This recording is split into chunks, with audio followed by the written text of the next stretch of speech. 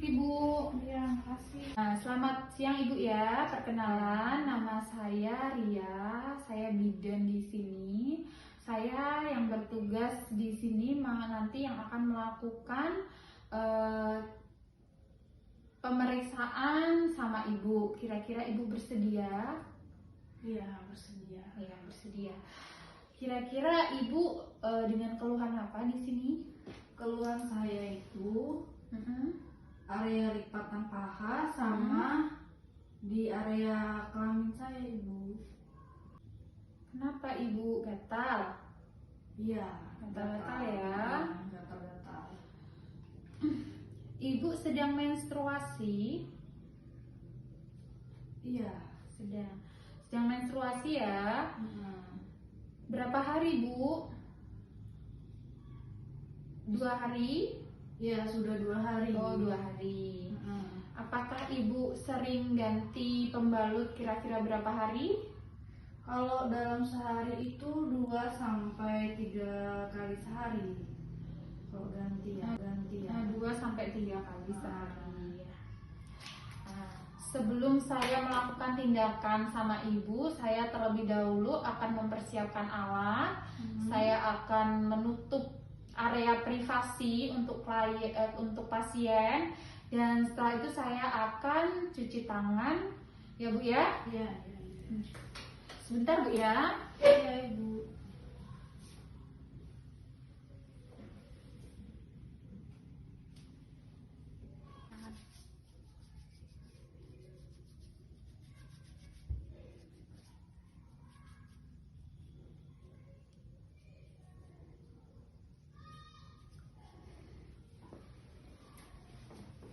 Di sini saya nanti akan menjelaskan tentang beberapa prosedur dan tujuan tindakan pada Ibu.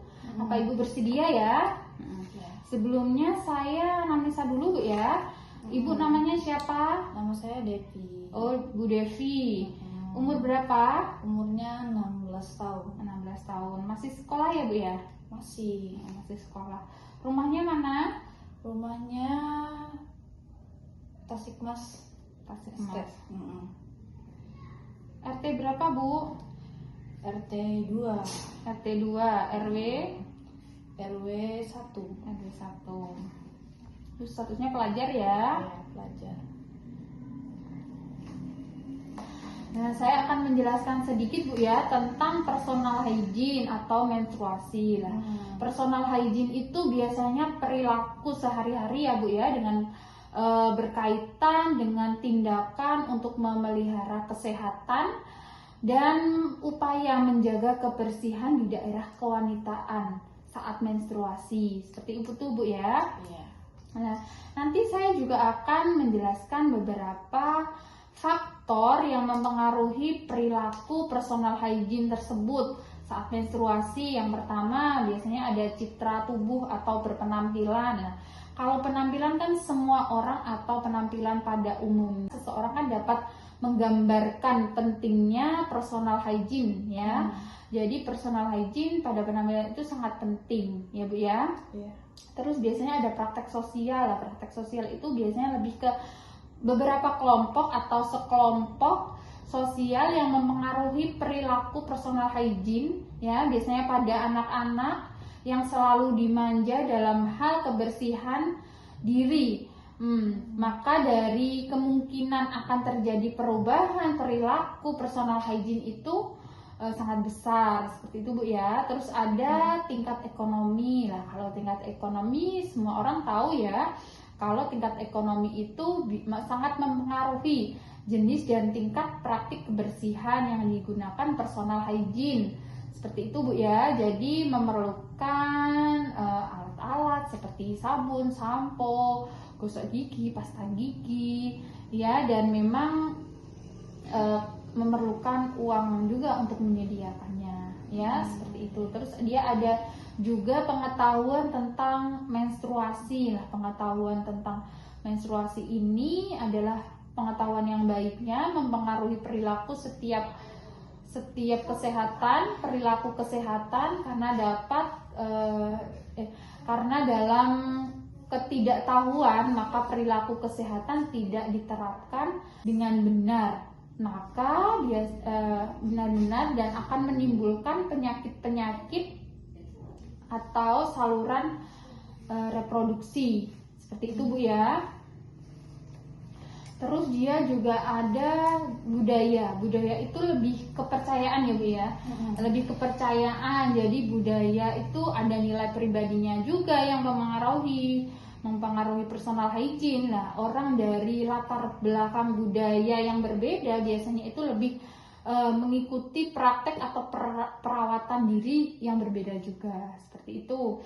Terus ada kebiasaan seseorang. Kebiasaan itu setiap orang kan memiliki keinginan dan pilihan tentang untuk dia mandi, seperti mandi sehari 2 kali atau sehari 1 kali. Dan itu kan kebiasaan seseorang Bu ya. Terus dia juga biasa habis mau mencukur kan, mencukur bulu, melakukan perawatan rambut, dan ada kebiasaan yang digunakan produk dalam perawatan dalam dirinya seperti menggunakan sampo, sabun dan lain-lain seperti itu Bu ya. Ada juga perawatan kulit dan wajah. Tahu kan kalau perawatan wajah, apalagi ibu lagi menstruasi, ibu timbul jerawat, itu kan yang hal sensitif ya Bu ya di wajah. Jadi bagi seseorang remaja atau remaja putri, masalah jerawat pada remaja itu kan mempengaruhi penampilan.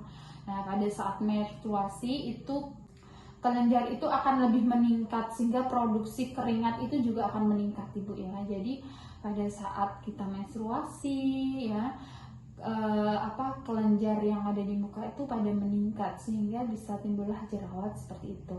Terus biasa ada kebersihan rambut. Kalau ada beberapa orang yang menafsirkan kalau menstruasi tidak boleh keramas seperti itu.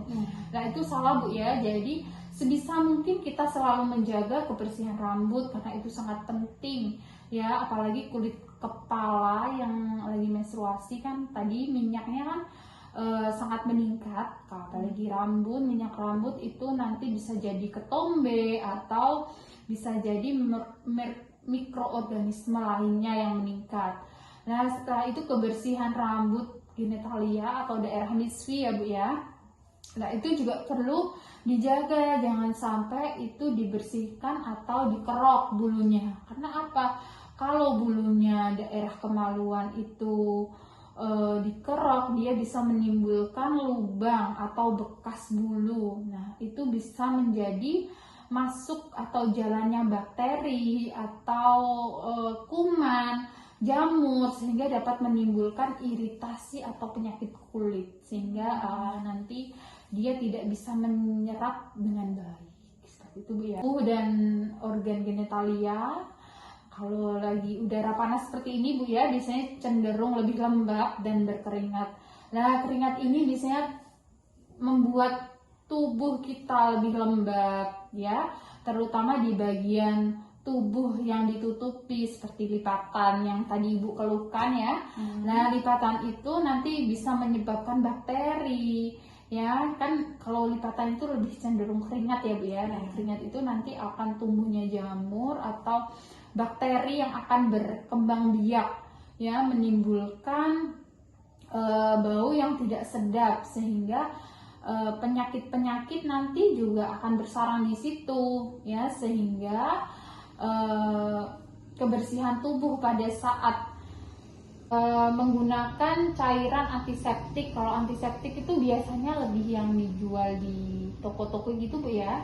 Tahu kan Ibu, pembersih kayak daun sirih gitu. Terus ada lagi tidak menggunakan parfum ya pada daerah genitalia, itu tidak boleh ya Bu ya. Terus membersihkan daerah genitalia atau vagina itu dari depan ke belakang ya Bu ya. Kalau cara ceboknya kan dari depan ke belakang yang paling bagus itu ya. Terus harus ditumbuhi jamur atau kutu yang menimbulkan rasa tidak nyaman seperti itu ya. Terus yang terakhir itu ada beberapa dampak, ada 2 dampak ya, yaitu bisa dampak fisik dan dampak psikososial. Kalau dampak fisik itu biasanya menimbulkan infeksi Bu. di alat reproduksi bisa terjadi kanker rahim karena keputihan itu kan. Terus jika tidak segera ditangani itu akan menyebabkan kemandulan seperti itu ya, dan akan menurunkan kualitas hidup ya individu atau yang bersangkutan. Terus dapat psikososialnya yaitu bisa masalah-masalah sosial yang berhubungan dengan personal hygiene ya, dengan adalah mengganggu kebutuhan dan rasa nyaman itu Ibu ya. Terus kira-kira Ibu sudah jelas yang saya jelaskan tadi? Sudah jelas. Sudah jelas ya. Sudah jelas Bu ya. Saya akan menanyakan kembali beberapa kira-kira yang Ibu belum paham. Ada ya? Ada sih, udah paham. Udah paham ya. Tadi ada beberapa dampak Bu. Ada berapa dampak? Ada dua dampak ya. Dua dampak. Yang pertama dampak fisik dan dampak psikososial. Ada berapa dampak Bu? Ada 2 dampak. Satunya psikososial sama fisik. Oh, sama fisik berarti benar ya. Terus itu tentang masalah personal hygiene Bu ya. Kira-kira ada pertanyaan nggak Bu? Udah nggak ada sih. Udah ada ya. Oh gitu. Berarti Ibu sudah mengerti ya Bu ya? Sudah.